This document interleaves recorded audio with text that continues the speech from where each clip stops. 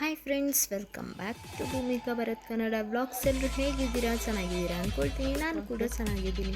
ಇವತ್ತು ನಾನು ಏನು ಹೇಳಕ್ಕೆ ಬರ್ತಿದ್ದೀನಿ ಅಂದರೆ, ಮುರಿದ ಸಂಬಂಧವನ್ನು ಮತ್ತೆ ಉತ್ತಮವಾಗಿಸಲು ಇಲ್ಲಿದೆ ಕೆಲವು ಟಿಪ್ಸ್ಗಳು. ಯಾವುದ್ಯಾವುದಂತ ನೋಡೋಣ ಬನ್ನಿ. ಸಂಬಂಧಗಳ ಮಹತ್ವ ಏನಂದರೆ, ಈ ಜಗತ್ತಿನಲ್ಲಿ ಸಂಬಂಧಕ್ಕೆ ಅದರದ್ದೇ ಆದ ಬೆಲೆ ಇದೆ, ಮಹತ್ವ ಇದೆ. ಸಂಬಂಧಗಳೇ ಹಾಗೆ ಎಲ್ಲರನ್ನ ಬಿಗಿಯಾಗಿ ಬಂಧಿಸಿ ಬಿಡುತ್ತೆ. ಅದು ಪ್ರೀತಿ ಆಗಿರ್ಬೋದು, ಸ್ನೇಹ ಆಗಿರ್ಬೋದು, ಗಂಡ ಹೆಂಡತಿ ಸಂಬಂಧ, ಅಕ್ಕ ತಂಗಿ, ಅಣ್ಣ ತಮ್ಮ, ತಂದೆ ತಾಯಿ ಸಂಬಂಧ, ಹೀಗೆ ಹಲವು ಸಂಬಂಧಗಳು ನಮ್ಮನ್ನು ಆವರಿಸ್ಕೊಂಡಿರುತ್ತೆ. ಯಾವುದೋ ಒಂದು ವಿಷಯಗಳಿಗೆಯಲ್ಲಿ ಕೆಲವು ಸಂಬಂಧಗಳು ಮುರಿದು ಬೀಳುತ್ತೆ. ಜಗತ್ತಿನ ಯಾವುದೇ ಇಬ್ಬರು ವ್ಯಕ್ತಿಗಳಲ್ಲಿ ಭಿನ್ನಾಭಿಪ್ರಾಯಗಳಿರುವುದು ಸಹಜ. ಅಂತಹ ವ್ಯತ್ಯಾಸಗಳು ಅವರ ಸಂಬಂಧದ ಮೇಲೆ ಮಹತ್ತರವಾದ ಪ್ರಭಾವ ಕೂಡ ಬೀರುತ್ತೆ. ಹಾಗೆ ಕೆಲವು ಬಂಧಗಳು ಮುರಿದರೂ ಕೆಲವು ದಿನಗಳ ನಂತರ ರಾಜಿಯಾಗ್ಬಿಡುತ್ತೆ. ಆದರೆ ಕೆಲವು ಬಂಧಗಳು ದುರಂತದ ಅಂತ್ಯಕ್ಕೆ ಕಾರಣ ಕೂಡ ಆಗುತ್ತೆ. ಆದರೆ ಅನಿವಾರ್ಯ ಕಾರಣದಿಂದ ದೂರವಾದ ಸಂಬಂಧಗಳು ಅನೇಕ ಸಂದರ್ಭದಲ್ಲಿ ಕಾಡುವುದೂ ಇದೆ. ಸ್ನೇಹ, ಪ್ರೀತಿ ಅಥವಾ ಇನ್ನೇನಿದ್ದರೂ ಅಂತಹ ಸುಂದರವಾದ ಸಂಬಂಧವನ್ನು ಪುನರುಜ್ಜೀವನಗೊಳಿಸಲು ಸಮಸ್ಯೆ ಎಲ್ಲಿದೆ, ಯಾರಲ್ಲಿದೆ ಅಂತ ಮೊದಲು ಕಂಡುಹಿಡಿಯಿರಿ. ನಂತರ ಮುರಿದ ಸಂಬಂಧವನ್ನು ಉಳಿಸಲು ಯೋಜನೆಯನ್ನು ಮಾಡಿ. ಅಷ್ಟಲ್ಲದೆ ಅಹಂಭಾವನ ಫಸ್ಟ್ ಬಿಡಬೇಕು. ಸುಂದರ ಬಾಂಧವ್ಯಕ್ಕೆ ಬಿಟ್ಟುಕೊಡಲಾಗದ ಆತ್ಮ ಸಂಗಾತಿಯಾಗಿ ಒಂದು ಹೆಜ್ಜೆ ನೀವೇ ಮುಂದೆ ಇಟ್ಟರೂ ಪರವಾಗಿಲ್ಲ.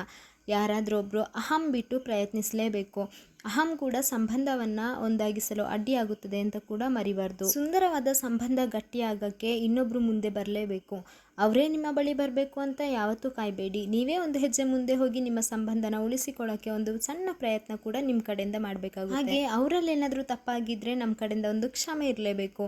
ನಿಮ್ಮ ಸ್ನೇಹ ಅಥವಾ ಪ್ರೀತಿಯನ್ನು ನೀವು ಎಷ್ಟು ಗೌರವಿಸುತ್ತೀರಿ ಅನ್ನೋದನ್ನ ಈ ವ್ಯಕ್ತಿಗೆ ತಿಳಿಸ್ಬೇಕು. ನೀವು ಒಂದು ಹೆಜ್ಜೆ ಕೆಳಗಿಳಿದು ಈ ಪ್ರಯತ್ನಗಳನ್ನ ಮಾಡಿದಾಗ ಇನ್ನೊಬ್ಬರು ಕೂಡ ನನ್ನ ಅಹಂಕಾರವನ್ನು ಬಿಡಲು ಪ್ರಯತ್ನಿಸ್ತಾರೆ.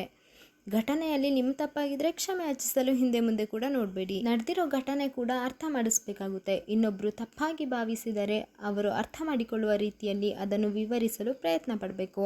ನಿಮ್ಮ ಎಲ್ಲ ಪ್ರಯತ್ನಗಳ ನಂತರ ಮತ್ತೊಬ್ಬರು ನಿಮ್ಮನ್ನು ಭೇಟಿಯಾಗಲು ಬಯಸಿದ್ದರೆ ಅವರ ನಿರ್ಧಾರವನ್ನು ಕೂಡ ನೀವು ಗೌರವಿಸಬೇಕಾಗುತ್ತೆ. ಇದು ಮುರಿದ ಸಂಬಂಧ ಉತ್ತಮ ಆಗೋಕ್ಕೆ ತುಂಬ ಹೆಲ್ಪ್ ಆಗುತ್ತೆ. ಹಾಗೆ ತಪ್ಪುಗಳನ್ನ ಕೂಡ ಸರಿಪಡಿಸ್ಕೋಬೇಕು. ತಪ್ಪು ನಡೆಯೋದು ಸಹಜ. ಅದು ನಿಮ್ಮಿಂದ ಆಗಿರ್ಬೋದು ಅಥವಾ ನಿಮ್ಮ ಎದುರಿಗಿರುವವರಿಂದ ಕೂಡ ಆಗಿರ್ಬೋದು. ಆದರೆ ಅಪ್ಪಿತಪ್ಪಿ ಕೂಡ ದುಡುಕಿ ಅವಸರದ ನಿರ್ಧಾರನ ಕೈಗೊಳ್ಳಬೇಡಿ. ಕುಳಿತುಕೊಂಡು ಸಮಾಧಾನದಿಂದ ಮಾತಾಡಿ ತಪ್ಪುಗಳನ್ನ ಸರಿಪಡಿಸ್ಕೊಳ್ಳೋಲ್ಲಿ ನಿಮ್ಮದೊಂದು ಸಣ್ಣ ಪ್ರಯತ್ನ ಇರಲಿ ಅಂತ ಹೇಳ್ತೀನಿ. ಇಷ್ಟು ಮಾಹಿತಿನ ನಿಮಗೆ ತಿಳಿಸ್ಕೊಡ್ತಾ ಈ ಒಂದು ಮಿನಿ ಬ್ಲಾಗ್ನ ಇಲ್ಲಿಗೆ ಎಂಡ್ ಮಾಡ್ತಿದ್ದೀನಿ. ಈ ಬ್ಲಾಗ್ ಇಷ್ಟ ಆದರೆ ದಯವಿಟ್ಟು ಲೈಕ್ ಮಾಡಿ, ಶೇರ್ ಮಾಡಿ, ಕಮೆಂಟ್ ಮಾಡಿ, ಹಾಗೆ ಸಬ್ಸ್ಕ್ರೈಬ್ ಮಾಡೋದಂತೂ ಮರಿಬೇಡಿ. Thank you.